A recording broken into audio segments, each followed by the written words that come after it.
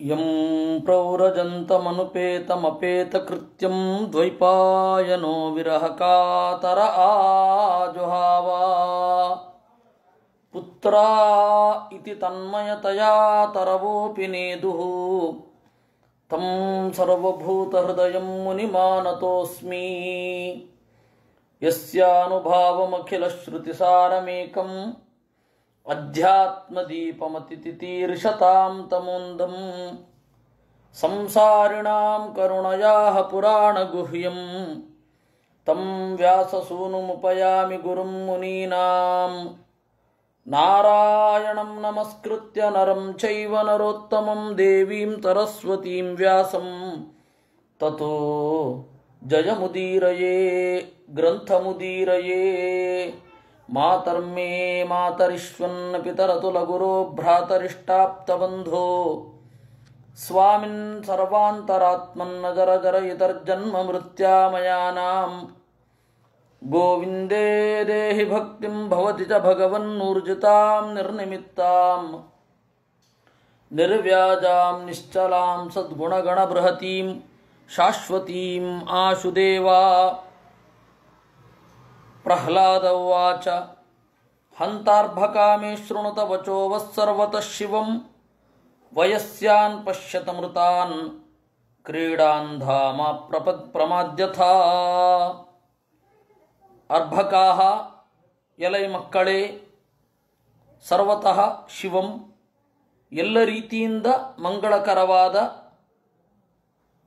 ಮೇ ವಚಃ ನನ್ನ ಮಾತನ್ನು ಶೃಣುತ ಕೇಳಿರಿ. ಮೃತಾನ್ ವಯಸ್ಯಾನ್ ಪಶ್ಯತ, ಈಗಾಗಲೇ ನಿಮ್ಮಲ್ಲಿ ಅನೇಕ ಜನರು ಗೆಳೆಯರನ್ನು ಕಳೆದುಕೊಂಡಿರಬಹುದು. ಅದರಿಂದ ಸಾವು ಅಂತನ್ನುವ ಒಂದು ಸಂಗತಿ ಇದೆ. ಕ್ರೀಡಾಂಧಾಹ, ಆಟದಿಂದ ಕುರುಡಾಗಿ, ಮಾ ಪ್ರಮಾದ್ಯಥ, ಮೈ ಮರೆಯಬೇಡಿ. ನ ಪುರಾ ವಿವಶಂ ಬಾಲಾ ಆತ್ಮನೋರ್ಥೇ ಪ್ರಿಯೈಚಿಣಃ ಗುರೂಕ್ತಮಪಿ ನ ಗ್ರಾಹ್ಯಂ ಯದನರ್ಥೇ ಅರ್ಥಕಲ್ಪನಂ. ನಿಮ್ಮ ಸ್ವರೂಪಭೂತವಾದ ಆನಂದಕ್ಕಾಗಿ ಬದುಕಿರಿ, ವಿವಶರಾಗಬೇಡಿ. ಗುರೂಕ್ತಮಪಿ ನ ಗ್ರಾಹ್ಯಂ ಯದನರ್ಥೇ ಅರ್ಥಕಲ್ಪನಂ. ಯಾವುದು ಅನರ್ಥವೋ ಆ ಅನರ್ಥದಲ್ಲಿ ಪ್ರಯೋಜನ ಅಂತ ಭ್ರಮೆ ಮೂಡಿಸುವುದೇ ಆದರೆ ನಿಮ್ಮ ಗುರುಗಳು ಹೇಳಿದ್ದನ್ನೂ ಒಪ್ಪಬೇಡಿ. ಯದುಕ್ತ್ಯಾ ನ ಪ್ರಬುದ್ಧೇತ ಸುಪ್ತಸ್ತ್ವಜ್ಞಾನ ನಿದ್ರಯ ನ ಶ್ರದ್ಧಧ್ಯಾನ್ಮತಂ ತಸ್ಯ ಯಥಾಂಧೋ ಹ್ಯಂಧನಾಯಕಃ. ಮಲಗಿದವನು ಯಾರ ಮಾತಿನಿಂದ ಅಜ್ಞಾನವೆಂಬ ನಿದ್ರೆಯನ್ನು ಕಳೆದುಕೊಂಡು ಎಚ್ಚರ ಆಗುವುದಿಲ್ಲವೋ ಅಂತಹ ಎಚ್ಚರಗೊಳಿಸದ ಮಾತನ್ನ ಒಪ್ಪಬೇಡ್ರಿ. ಅವನು ಕುರುಡರ ಮುಂದಾಳುವಾದ ಕುರುಡ. ನೀವು ಇರುವುದೇ ಸರಿ, ನೀವು ಇದ್ದ ಹಾಗೆ ಇದ್ದು ಬಿಡಿ ಅಂತಂದರೆ ಅದನ್ನು ಹೇಳಲಿಕ್ಕೆ ಅವನು ಬೇಕಾ? ನಮ್ಮನ್ನ ಅರಿವಿನ ಕೊರತೆ ಎಂಬ ನಿದ್ರೆಯಿಂದ ಎಬ್ಬಿಸಬೇಕು. ಕಶತ್ರುಕ್ಕ ಉದಾಸೀನಃ ಕಿಂ ಮಿತ್ರಂ ಚೇಹ ಆತ್ಮನಃ ಭವತ್ಸ್ವಪಿ ನಯೇಃ ಕಿಂ ಸ್ಯಾತ್ ದೈವಂ ಸಂಪದ್ವಿಪತ್ಪದಂ. ಕಶತ್ರು, ನಮಗೆ ಹಗೆ ಯಾರು? ಕ ಉದಾಸೀನಃ, ತಟಸ್ಥರು ಯಾರು? ಮಿತ್ರರು ಯಾರು? ದೇಹಕ್ಕಲ್ಲ, ಆತ್ಮನಿಗೆ ಅಂತ ನೋಡಬೇಕು. ಭವತ್ಸ್ವಪಿ ನಯೈಃ ಕಿಂ ಸ್ಯಾತ್, ಒಂದು ವೇಳೆ ಇದ್ದರೂ ಕೂಡ, ಶತ್ರುಗಳು ಮಿತ್ರರು ಉದಾಸೀನರು ಇದ್ದರೂ ಕೂಡ, ನಯೈಃ ಕಿಂ ಸ್ಯಾತ್, ನಾವು ಕಲಿಯುವ ಸ್ಟ್ರಾಟಜಿಗಳಿಂದ ಏನು ಪ್ರಯೋಜನ? ದೈವಂ ಸಂಪದ್ ವಿಪತ್ ಪದಂ, ನಮಗೆ ಸಂಪತ್ತನ್ನು ವಿಪತ್ತನ್ನು ಕೊಡುವವುಗಳು ದೈವವೇ ವಿನಃ ಬೇರೆ ಅಲ್ಲ. ಯೋ ನ ಹಿಂಸ್ಯಾತ್ ಧರ್ಮ ಕಾಮಂ ಆತ್ಮಾನಂ ಸ್ವಜನೇ ವಶಃ ಪುನಃ ಶ್ರೀ ಲೋಕಯೋರ್ಹೇತು ಸಮುಕ್ತಾಂಧ್ಯೋತಿ ದುರ್ಲಭ. ಯಾರು ಧರ್ಮಕಾಮಂ ಆತ್ಮಾನಂ ನಹಿಂ ಸ್ಯಾತ್. ಸಹಜವಾಗಿ ಧರ್ಮವನ್ನು ಬಯಸುವ ಜೀವಸ್ವರೂಪವನ್ನು, ಮನಸ್ಸನ್ನು ಯಾರು ಘಾಸಿಗೊಳಿಸುವುದಿಲ್ಲವೋ ಅವನು ಆ ಸಂಪತ್ತನ್ನು ಈ ಸಂಪತ್ತನ್ನು ಪಡೆಯುತ್ತಾನೆ. ಹೀಗೆ ಸಮುಕ್ತಾಂಧ್ಯ ಮುಕ್ತ ಅಂಧ್ಯ, ಕುರುಡುತನದಿಂದ ಬಿಡುಗಡೆಯನ್ನು ಹೊಂದಿದವ ದುರ್ಲಭ, ಸಿಗುವುದು ಕಷ್ಟ. ಒಳಗಡೆಯ ಕುರುಡುತನ ಇಲ್ಲದವ ಸಿಗೋದೇ ಬಹಳ ಕಷ್ಟ. ಕೌಮಾರ ಆಚರೇತ್ ಪ್ರಾಜ್ಞಃ ಧರ್ಮಾನ್ ಭಾಗವತಾನಿಹ ದುರ್ಲಭಂ ಮಾನುಷಂ ಜನ್ಮ ತದಪ್ಯಧ್ರುವಮರ್ಥದಂ. ಕುಮಾರ ಅವಸ್ಥೆಯಲ್ಲಿ ಭಾಗವತ ಧರ್ಮಗಳನ್ನು ಆಚರಿಸಬೇಕು. ಮನುಷ್ಯ ಜನ್ಮ ಮತ್ತೆ ಬರುತ್ತೆ ಅನ್ನೋದು ಖಾತ್ರಿ ಇಲ್ಲ. ಮತ್ತೆ ಬರಬೇಕು ಅಂತಾದರೆ ಭಾಗವತ ಧರ್ಮವನ್ನು ಆಚರಿಸಬೇಕು. ಮನುಷ್ಯ ಜನ್ಮ ಬಂದರೂ ಪ್ರಯೋಜನ ಇಲ್ಲ, ಒಳ್ಳೆಯ ಪರಿಸರ ಸಿಕ್ಕಬೇಕು. ಈ ತರಹನೇ ಭಕ್ತಿ ಮುಂದುವರಿಬೇಕು. ಜ್ಞಾನದ ವಾತಾವರಣ ಇರಬೇಕು. ಜ್ಞಾನದ ವಾತಾವರಣ ಇದ್ದರೆ ಪ್ರಯೋಜನ ಇಲ್ಲ, ಅದನ್ನು ಪಡೆಯುವ ಸಹೃದಯತೆ ಬೇಕು. ಈ ಹಿನ್ನೆಲೆಯಲ್ಲಿ ಅದು ನಿತ್ಯ ಆಗಿರಬೇಕು. ನಮ್ಮ ದಾರಿ ಸಾಗಬೇಕು ಅಂತಂದರೆ ಕೌಮಾರ್ಯದಲ್ಲಿ ಭಗವದ್ಭಕ್ತಿಯ ಪರಿಪಾಠಗಳನ್ನು ಅನುಸರಿಸಬೇಕು. ಯದಾ ಹಿ ಪುರುಷಸ್ಯೇಷ ವಿಷ್ಣೋ ಪಾದೋಪಸರ್ಪಣಂ ತದೇಶ ಸರ್ವಭೂತಾನಾಂ ಪ್ರಿಯ ಆತ್ಮೇಶ್ವರ ಸುಹೃತ್. ದೇವರ ಅಡಿದಾವರೆಗಳ ಬಳಿ ಸರಿಯುವುದು ಅದು ಇನ್ನೂ ಕಷ್ಟ. ದೇವರು ಅಂದರೆ ಅರ್ಥ ಆಗೋದು ಕಷ್ಟ. ದೇವರು ಮತ್ತು ನಮ್ಮ ಸಂಬಂಧವನ್ನು ಅರಿಯೋದು ಇನ್ನೂ ಕಷ್ಟ. ಯದೇಶ ಸರ್ವಭೂತಾನಾಂ ಪ್ರಿಯ, ದೇವರು ಎಲ್ಲರಿಗೂ ಬೇಕು. ದೇವರನ್ನು ಎಲ್ಲರೂ ಪ್ರೀತಿಸ್ತಾರೆ. ಸರ್ವಭೂತಾನಾಂ ಪ್ರಿಯ, ಆದರೆ ಪ್ರೀತಿಸ್ತೇವೆ ಅಂತ ಗೊತ್ತಿರೋದಿಲ್ಲ. ನನ್ನನ್ನು ನಾನು ಪ್ರೀತಿಸಿಕೊಳ್ತೇನೆ. ಯಾಕೆ? ನನ್ನ ಜೊತೆಗೆ ಯಾವಾಗಲೂ ಕೂಡ ಎಡೆ ಬಿಡದಂತೆ ಆನಂದ ರೂಪನಾದ ದೇವರಿದ್ದಾನೆ. ನಾವು ಆನಂದವನ್ನು ಪ್ರೀತಿಸುತ್ತೇವೆ, ಆದ್ದರಿಂದ ನಮ್ಮನ್ನು ನಾವು ಪ್ರೀತಿಸಿಕೊಳ್ಳುತ್ತೇವೆ. ನಮ್ಮನ್ನು ನಾವು ಪ್ರೀತಿಸುವಂತೆ ಮಾಡುವ ಏಕೈಕ ಶಕ್ತಿ ಜಗತ್ತಿನಲ್ಲಿ ಇದ್ದರೆ ಅದು ದೇವರು. ಹೀಗೆ ಎಲ್ಲರೂ ಅವರನ್ನು ಅವರು ಪ್ರೀತಿಸಿಕೊಳ್ಳುವಾಗ ದೇವರನ್ನು ಗೊತ್ತಿರದಂತೆ ಪ್ರೀತಿಸಿರ್ತಾರೆ. ಪ್ರೀತಿಸ್ತಾ ಇದ್ದೇವೆ, ಆದರೆ ಗೊತ್ತಿಲ್ಲ. ಇಂತಹ ದೇವರನ್ನು ತಿಳಿದುಕೊಳ್ಳುವ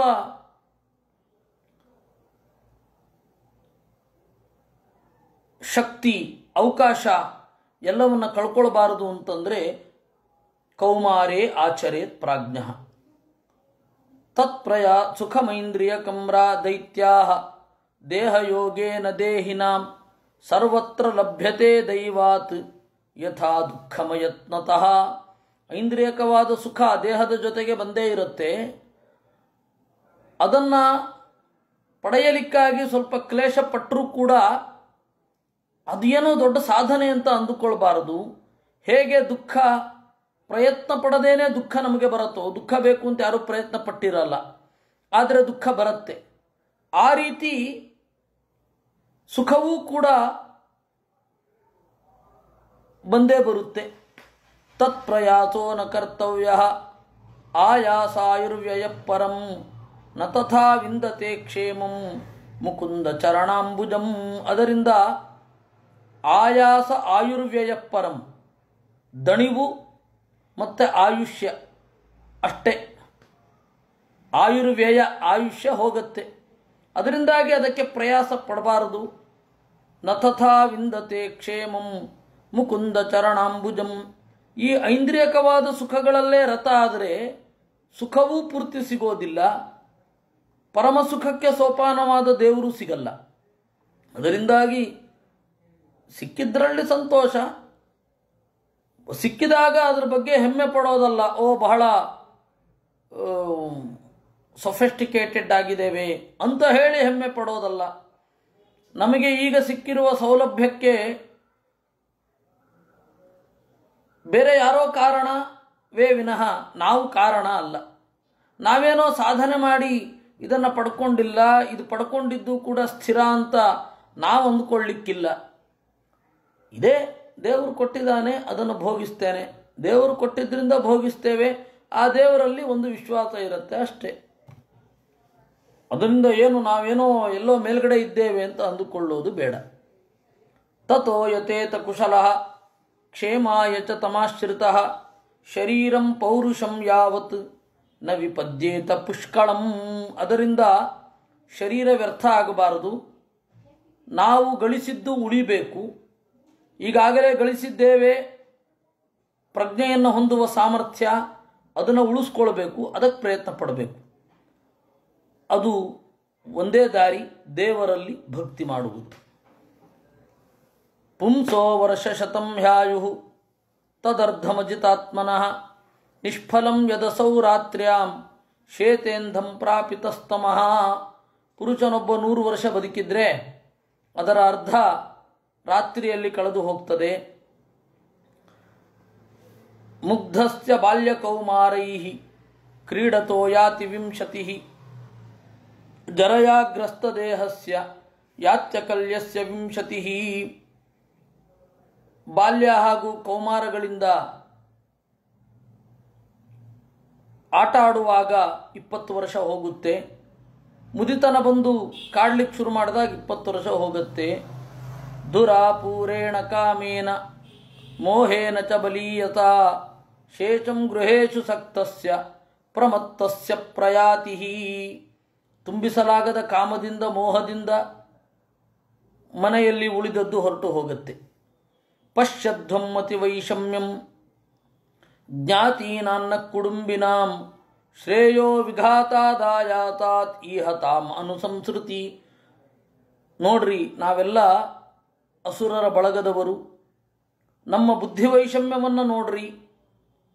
ಶ್ರೇಯೋ ವಿಘಾತ, ಮೋಕ್ಷ ಪ್ರಾಪ್ತಿಗೆ ಏನು ತೊಂದರೆಗಳಾಗಬಹುದೋ ಅದನ್ನೆಲ್ಲ ಎಳ್ಕೊಳ್ತಾ ಇದ್ದೇವೆ, ಅದನ್ನು ಬಯಸ್ತಾ ಇದ್ದೇವೆ. ಕೋ ಗೃಹೇಶು ಪುಮಾನ್ಸಕ್ತಃ ಆತ್ಮಾನಮಜಿತೇಂದ್ರಿಯ ಸ್ನೇಹಪಾಶೈರ್ದೃಢೈರ್ಬದ್ಧಂ ಉತ್ಸಹೇತ ವಿಮೋಚಿತುಂ. ಗೃಹೇಶು, ಮನೆಗಳಲ್ಲಿ ಅಂದರೆ ಮನೆಯ ಸುಖಗಳಲ್ಲಿ ಆಸಕ್ತನಾಗಿ ಇಂದ್ರಿಯವನ್ನು ಗೆಲ್ಲದೆ ಸ್ನೇಹಪಾಶದಿಂದ ಕೂಡಿಕೊಂಡು ಈ ಹಗ್ಗವೇ ನನಗಿರಲಿ ಅಂತ ಅನ್ನುವಾಗ ಬಿಡುಗಡೆಯ ಬಯಕೆಯೇ ಇಲ್ಲ ಅಂತಾಗತ್ತೆ. ಬಿಡುಗಡೆ ಆದರೂ ಹೇಗಾಗತ್ತೆ? ಇದು ಪ್ರಶ್ನೆ. ನಮಗೆ ಇಲ್ಲಿ ಒಂದು ಎಚ್ಚರ ಇರಬೇಕು. ಪ್ರಹ್ಲಾದ ಹೇಳ್ತಾ ಇರೋದು ಇದರೆಲ್ಲದರ ಬಗೆಗಿನ ಅರಿವನ್ನು. ಯಾಕೆಂದರೆ ಅವನು ಇವತ್ತಿಗೂ ಕೂಡ ದೈತ್ಯರ ನಾಯಕನಾಗಿಯೇ ಇದ್ದಾನೆ. ಪ್ರಹ್ಲಾದ ಕೋಟ್ಯಂತರ ವರ್ಷಗಳ ಕಾಲ ದೈತ್ಯರ ನಾಯಕನಾಗಿಯೇ ಇದ್ದ. ಈಗಲೂ ಅವನೇ ದೈತ್ಯರ ನಾಯಕ. ಅಧಿಕಾರವನ್ನು ಅನುಭವಿಸ್ತಾ ಇಲ್ವಾ ಅಂದರೆ ಅನುಭವಿಸ್ತಾ ಇದ್ದಾನೆ, ಆದರೆ ದೇವರ ಸ್ಮರಣೆಯೂ ಜೊತೆಗಿದೆ. ಅದರಿಂದಾಗಿ ಲೋಕವನ್ನು ದ್ವೇಷಿಸೋದಲ್ಲ, ಲೋಕವನ್ನು ಪ್ರೀತಿಸದೇ ಇರೋದು. ಪದವಿ ಭಾಗ್ಯಗಳು ಬಂದಾಗ ಅದರ ಸುಖವನ್ನು ಅನುಭವಿಸಬೇಡ ಅಂತ ಹೇಳ್ತಾ ಇಲ್ಲ. ಸುಖವನ್ನು ಅನುಭವಿಸುವಾಗ ದೇವರ ಬಗೆಗಿನ ಪ್ರಜ್ಞೆಯೂ ಅವಶ್ಯ ಅಂತ ಅಷ್ಟೇ ಪ್ರಹ್ಲಾದನ ಅಭಿಪ್ರಾಯ. ಇದರ ಸ್ಪಿರಿಟನ್ನೇ ನಾವು ತೆಗೆದುಕೊಳ್ಬೇಕು. ಇಲ್ಲ ಅಂತಂದರೆ ಪ್ರಹ್ಲಾದ ಎಷ್ಟೋ ಲಕ್ಷ ವರ್ಷಗಳ ಕಾಲ ಅಲ್ಲೇನು ಇಲ್ಲಿ ಇವತ್ತಿಗೂ ಕೂಡ ಅವನೇ ದೈತ್ಯರ ನಾಯಕ. ದೈತ್ಯರ ನಾಯಕನಾಗಿ ಇಲ್ವಾ ಅವನು? ಇದ್ದಾನೆ. ಆಮೇಲೆ ಬಾಹ್ಲೀಕನಾಗಿ ಬರಲಿಲ್ವಾ? ಬಂದಿದ್ದಾನೆ. ಅಲ್ಲಿ ಭಗವತ್ ಪ್ರಜ್ಞೆ ಇಲ್ಲದೆ ಭೋಗವನ್ನು ಅನುಭವಿಸಿದ್ದ? ಇಲ್ಲ, ಅನುಭವಿಸಿದ್ದಾನೆ. ಈ ಎಲ್ಲ ಹಿನ್ನೆಲೆಯಲ್ಲಿ ನೋಡಬೇಕು. ಶ್ಲೋಕವೊಂದನ್ನು ಆ ಶ್ಲೋಕಕ್ಕೆ ಮಾತ್ರ ಅನ್ವಯಿಸಿ ನೋಡಬಾರದು. ಆ ಸಾಮಗ್ರಿಯ ಇಲ್ಲದಿದ್ದರೆ, ಸಮಗ್ರತೆ ಇಲ್ಲದಿದ್ದರೆ ಆ ಶ್ಲೋಕದ ಮೂಲ ಅರ್ಥವೇ ಕಣ್ಮರೆಯಾಗುವ ಪರಿಸ್ಥಿತಿ ಇರುತ್ತೆ.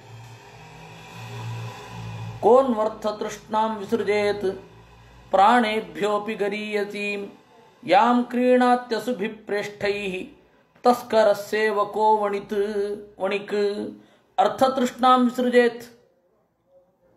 ಸಂಪತ್ತಿನ ಮೇಲಿನ ಬಯಕೆಯನ್ನು ಬಿಡಬೇಕು, ಆದರೆ ಸಾಮಾನ್ಯವಾಗಿ ಬಿಡಲಿಕ್ಕೆ ಸಾಧ್ಯ ಇಲ್ಲ. ಈ ಅರ್ಥತೃಷ್ಣವನ್ನು ಪರಿಹರಿಸಬಲ್ಲವ ಕಳ್ಳ ಮಾತ್ರ. ಯಾಕೆ ಅಂದರೆ ಪ್ರಾಣ ಮತ್ತು ಸಂಪತ್ತು ಎರಡರ ನಡುವೆ ಆಪ್ಷನ್ ಕೊಡ್ತಾನೆ ದರೋಡೆಕಾರ. ಅವಾಗೇನಾಗುತ್ತೆ, ನಾವು ಡಕಾಯಿತ ಆಪ್ಷನ್ ಕೊಟ್ಟಾಗ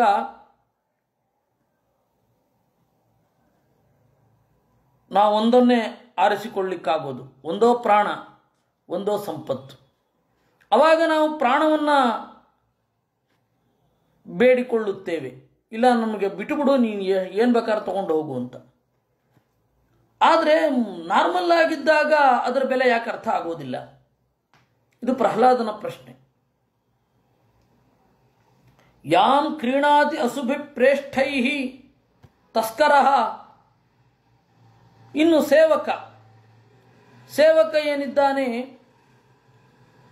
ಅವನು ತನ್ನ ಅರ್ಥತೃಷ್ಣವನ್ನು ಬಿಟ್ಟು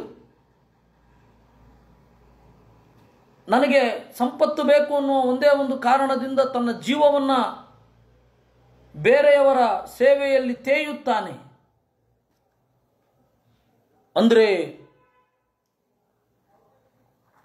ಸುಖವನ್ನು ಅನುಭವಿಸುವುದಿಲ್ಲ, ಸಂಪತ್ತನ್ನು ಪೂರ್ತಿಯಾಗಿ ಸ್ವೀಕರಿಸಲಾಗುವುದಿಲ್ಲ. ಇನ್ನು ವಣಿಕ್ ವ್ಯಾಪಾರ ಮಾಡುವವ, ನಾವು ಬದುಕಬೇಕು, ನಮಗೆ ಸುಖ ಆಗಬೇಕು ಅಂತ ಹೇಳಿ ನಮ್ಮ ಅರ್ಥದ ಬಯಕೆಯನ್ನು ಬಿಟ್ಟು ಅವನು ಹೇಳೋ ಬೆಲೆಗೆ ಆ ಪದಾರ್ಥವನ್ನು ತೆಗೆದುಕೊಳ್ಳುತ್ತೇವೆ. ಈ ಮೂರು ತರಹದ ಜೀವರಿದ್ದಾರೆ.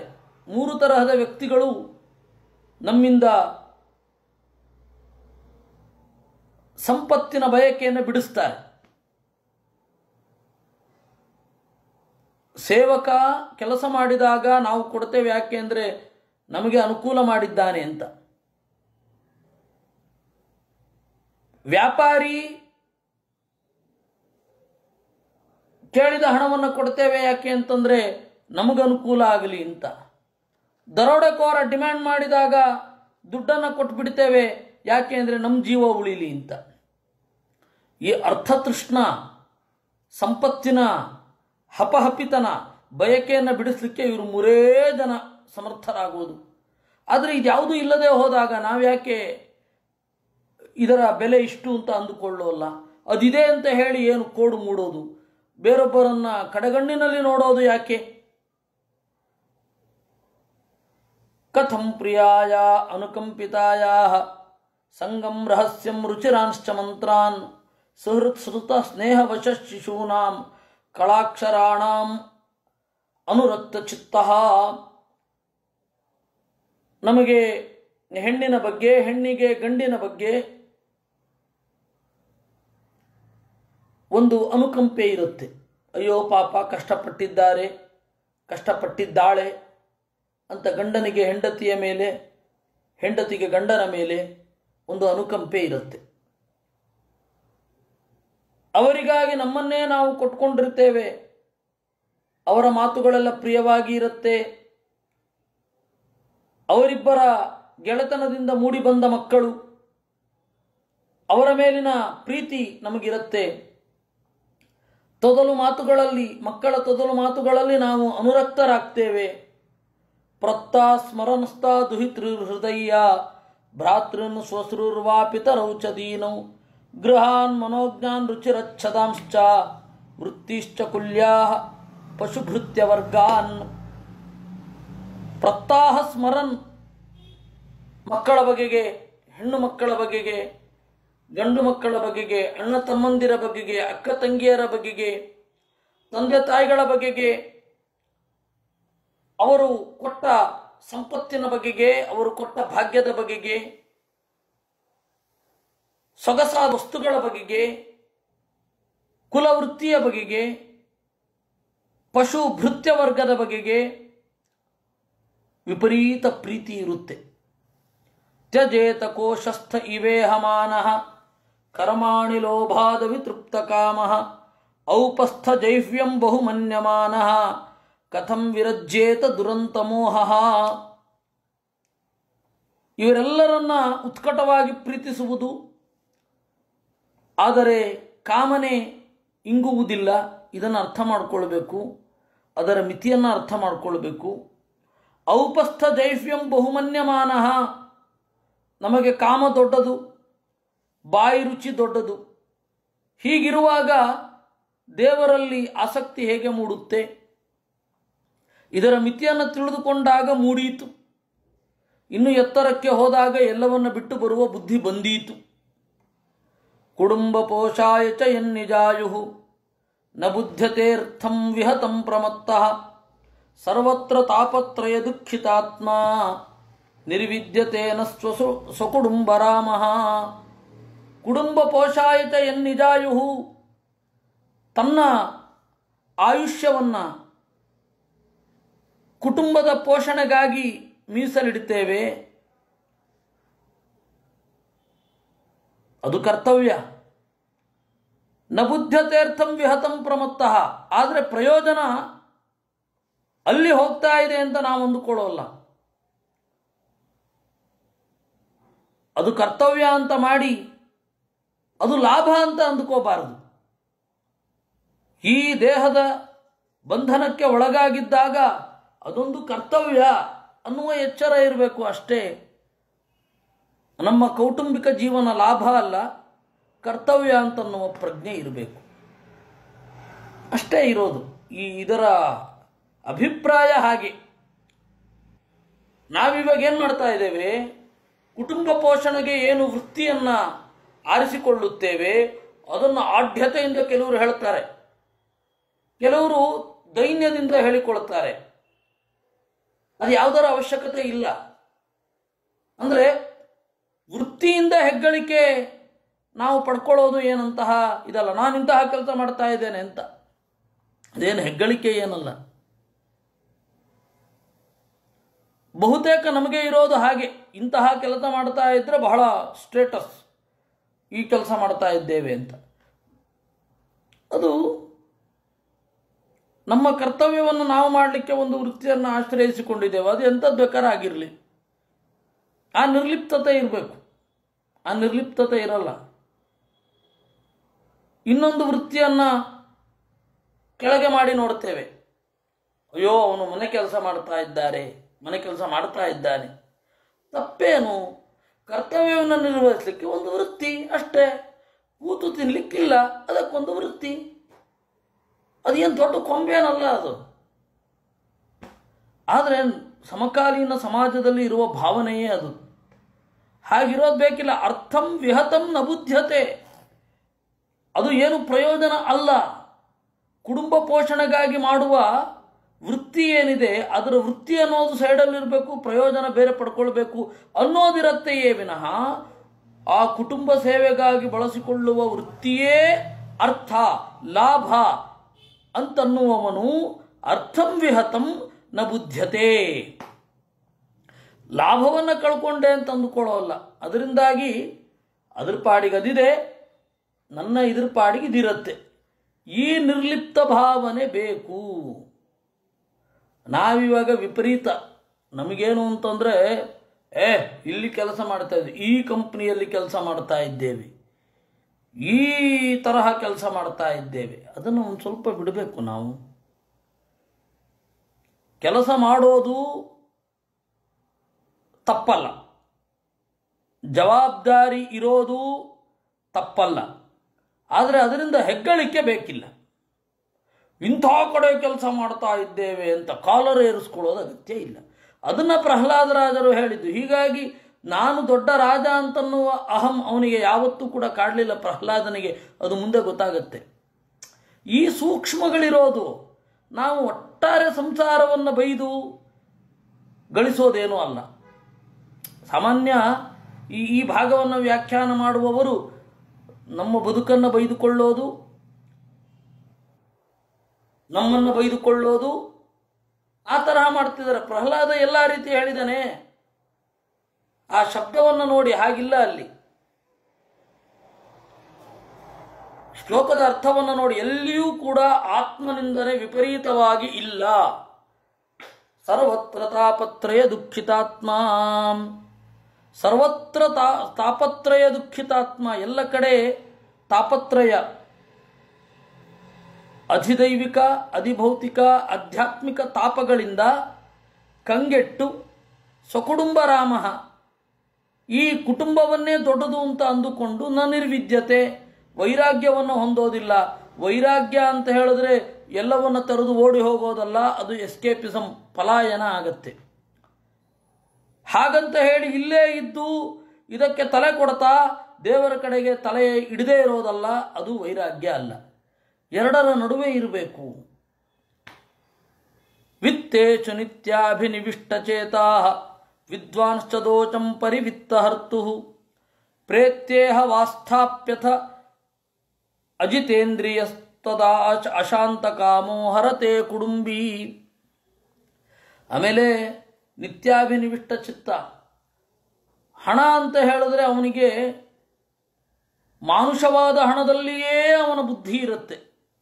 ಅದರ ದೋಷ ಈಗ ಗೊತ್ತಿರುತ್ತೆ, ಯಾರಿಗೂ ದೋಷ ಗೊತ್ತಿಲ್ಲದೆ ಇರೋದಿಲ್ಲ, ಎಲ್ಲರಿಗೂ ಗೊತ್ತು. ಎಲ್ಲರಿಗೂ ಗೊತ್ತಿರೋದ್ರಿಂದಲೇ ನನ್ನ ಪ್ರತಿನಿಧಿಯೊಬ್ಬ ಆದರೂ ಈ ಜಗತ್ತಿನಲ್ಲಿ ಇರಲಿ ಅಂತ ಹೇಳಿ ಮದುವೆ ಆಗೋದು.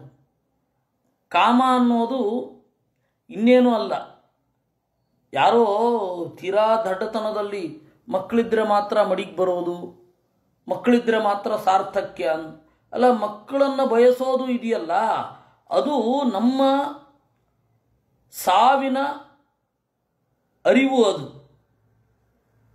ನಾನು ಸಾಯ್ತೇನೆ ಅಂತ ಖಾತ್ರಿ ಇರುವವ ನನ್ನ ಪ್ರತಿನಿಧಿಯಾಗಿ ಒಬ್ಬ ಮಕ್ಕಳಿರಲಿ ಅಂತ ಹೇಳಿ, ನನ್ನ ಹೆಸರು ಹೇಳುವವನೊಬ್ಬ ಇರಲಿ ಅಂತ ಆ ಸೃಷ್ಟಿಯ ಬಯಕೆ. ಅದು ಕೆಲವೊಬ್ರಿಗಾಗಲ್ಲ, ಕೆಲವೊಬ್ರಿಗಾಗತ್ತೆ. ಅದು ಏನು ದೊಡ್ಡ ಕೋಡು ಅಂತ ನನಗಿನ್ನೂ ಅರ್ಥ ಆಗಿಲ್ಲ. ನೀವು ಶಾಸ್ತ್ರದ ಪ್ರಕಾರ ನೋಡಿದ್ರೆ, ಉಪನಿಷತ್ತುಗಳ ಪ್ರಕಾರ ನೋಡಿದ್ರೆ ಇರೋದೇ ಇಷ್ಟು. ಮಕ್ಕಳನ್ನು ಪಡಿಬೇಕು, ಪರಂಪರೆ ಮುಂದುವರಿಸಬೇಕು ಅಂತನ್ನೋದು ಸರಿ. ಆದರೆ ಮಕ್ಕಳಾಗದಿದ್ದರೆ ಆ ಪರಿ ಕೆಳಗಡೆ ಮಾಡಿ ನೋಡೋದೇನು?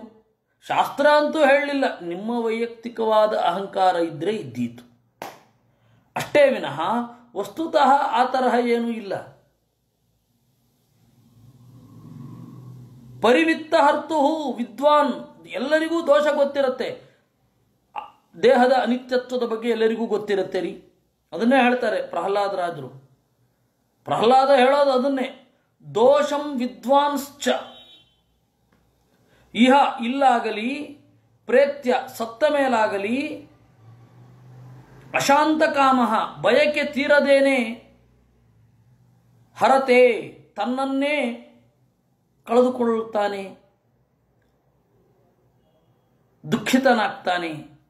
ವಿದ್ವಾನಪೀರ್ಥಂ ಧನುಜಾ ಕುಡುಂಬಂ ಪುಷ್ಣನ್ ಸ್ವಲೋಕಾಯ ನ ಕಲ್ಪತೆ ವೈ. ಅದರಿಂದ ವಿದ್ವಾನಪಿ, ದೇವರ ಬಗೆಗೆ ಸ್ವಲ್ಪ ತಿಳಿದವನಾದರೂ ಕೂಡ, ಕುಟುಂಬಂ ಪುಷ್ಣನ್, ಕೇವಲ ಕುಟುಂಬ ಪೋಷವೇ ನಮ್ಮ ಗುರಿ, ಕುಟುಂಬ ಪೋಷಣೆ ಬಿಟ್ಟು ಜಗತ್ತಿನಲ್ಲಿ ಬೇರೆ ಗುರಿಯೇ ಇಲ್ಲ ಅಂತ ಯಾರು ಅಂದುಕೊಳ್ತಾನೆ ಅವನು ತನ್ನ ವಿಕಾಸಕ್ಕೆ ಕಾರಣ ಆಗುವುದಿಲ್ಲ, ತನ್ನ ವಿಕಾಸಕ್ಕೆ ಅವನು ತೆರೆದುಕೊಳ್ಳುವುದಿಲ್ಲ. ಯತ್ ಸ್ವೀಯ ಪಾರಕ್ಯ ವಿಭಿನ್ನ ಭಾವ ತಮ ಪ್ರಪದ್ಯೇತ ಯಥಾ ವಿಮೂಢ ಯತೋ ನ ಕಶ್ಚಿತ್ ಕ್ವಚ ಕುತ್ರ ವಿದ್ವಾನ್ ದೀನಂ ಸ್ವಮಾತ್ಮಾನಮಲಂ ಸಮರ್ಥ. ಈ ನನ್ನ ದೇಹಕ್ಕೆ ಸಂಬಂಧಪಟ್ಟದ್ದು ಇದು, ಇದು ಬೇರೆಯವರಿಗೆ ಸಂಬಂಧಪಟ್ಟದ್ದು ಅಂತ ಹೇಳಿ ಬಹಳ ಸಂಕುಚಿತ ಮನೋಭಾವದವನಾಗಿ ಅಜ್ಞಾನಿಯಾಗಿ ಬಿಡುತ್ತಾನೆ. ವಸ್ತುತಃ ಈ ದೇಹದ ಬಂಧಗಳನ್ನು, ಅದರ ಮಿತಿಯನ್ನು ಅರ್ಥ ಮಾಡಿಕೊಳ್ಬೇಕು.